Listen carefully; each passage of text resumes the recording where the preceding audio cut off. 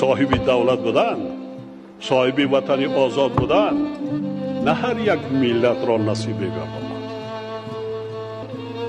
ما خود با خود سوال کنیم که من چه خدمتی کردم برای آبادی پیشرفتی وطن عزیز خود، برای نسل‌های آینده خود، برای فرزندانم، برای نبیره‌هایم چه خدمت کردم که آنها آسایشته زندگی کنند، عمر به سر برند، هیچگاه در هیچ حالت خیانت به ملت، دولت، وطن خود نکنید.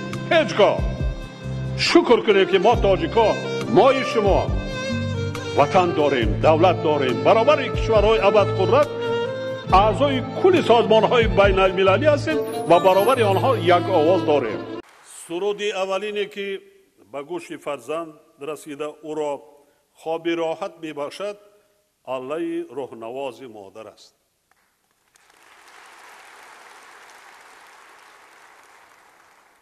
ما کلاسالان با قدر این سرود نمیرسیم، چون که در وقت خردسالی عقل شنیدن نداریم، به یادمان نیست، در خاطرمان نمیماند. اما خیلی نیست. لیکن مادری که سرودی الله را خوب زمزمه میکند برای کلانسالان هم حتی برای مردم هم پارم است. وقتی کودک نوزاد را در گهواره مادر الله میگوید، نه اینکه برای گوش کودک، حتی برای کلانسالان هم خیلی و این تربیوی دارد، به یادش میاره. چونین الله را مادرم نسبت به اون گفته است در خردسالی، یا نه؟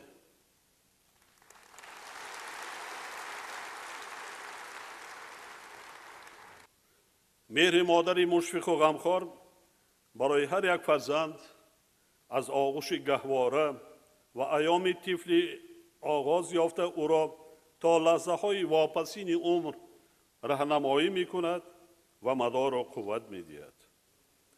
یعنی بوی بهشتی مادر و لذت شیر پاک و سفیدش از مشام فرزند هرگز زدوده نمیگردد.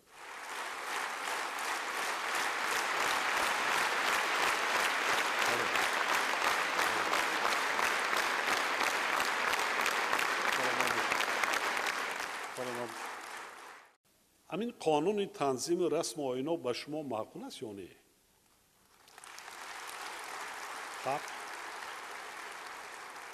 خب معقول است؟ نه. کلارم این شما نینم پگاه میریم بعد نگاه میگنیم که چای گشته کرد. با چی است؟ لباس ها را نمایش میدیم. برای خودتون وای کنید. پدر و مادر را فهمانید. خورسندی شما است. پدر و مادر، بله؟ نه نفرهایی که نمیشناسین، نمیدانین. میبخشید آمده در خورسندی بعضا بی ترتیبی ها میکنن. چی در کار؟ دوگانه دارید، رفیق دارید، خب؟ پدر و مادر، یار و دوستانی نزدیک. بس. و این لباس هایی که حالا نمایش میتین دیگر میتین یک سال بس از ماده میبرید. خودتون نمیپوشید دیگر. با کی در کار خراجات زیادی؟ یا در کار است؟ نمانید خراجات زیادی کردن. میخورند و میکنند، رفتن فراموشتون میکنند. در عائله یک جنجال عائلوی میشد، اون توی خورار یگانش نمیبینید دیگر. یگان کسش نمیبینید.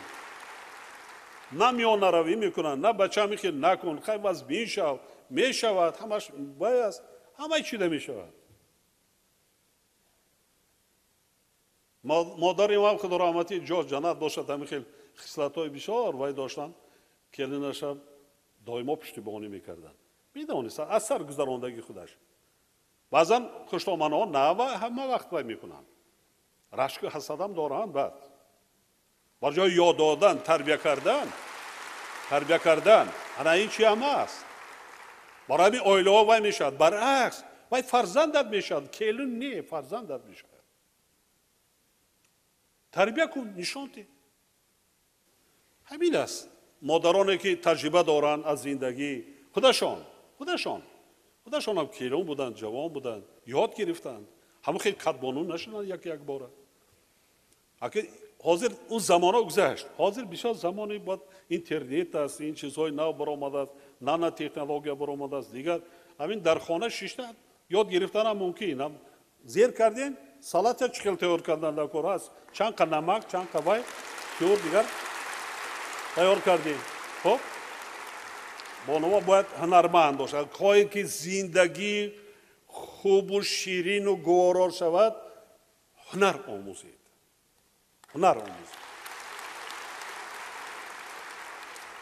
زبان شیرین داشته باشید. مهربان باشید. حلیم باشید. با صبر و با تحمل باشید.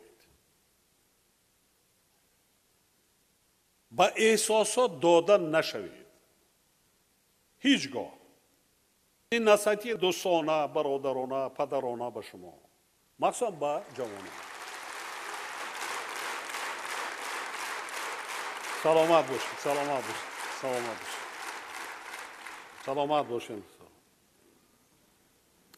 من فکر میکنم بعضا نصیحت‌های من میکنم، بعضی پدر و مادران نمیکنم به دختران خودشون.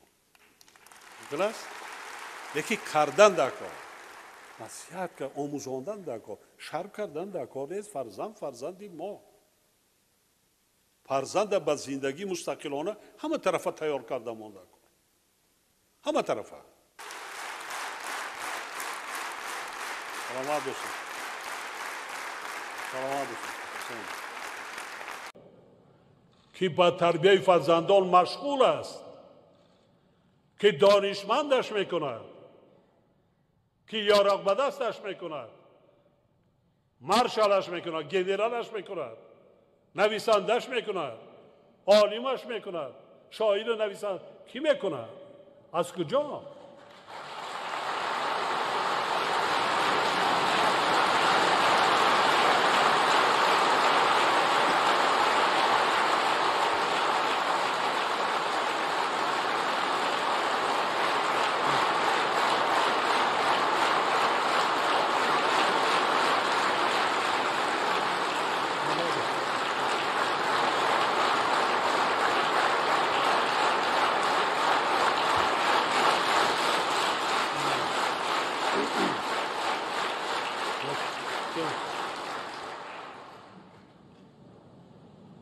همه خدمت ها در روزگار آیله‌داری وزمینی بر دوش زن است.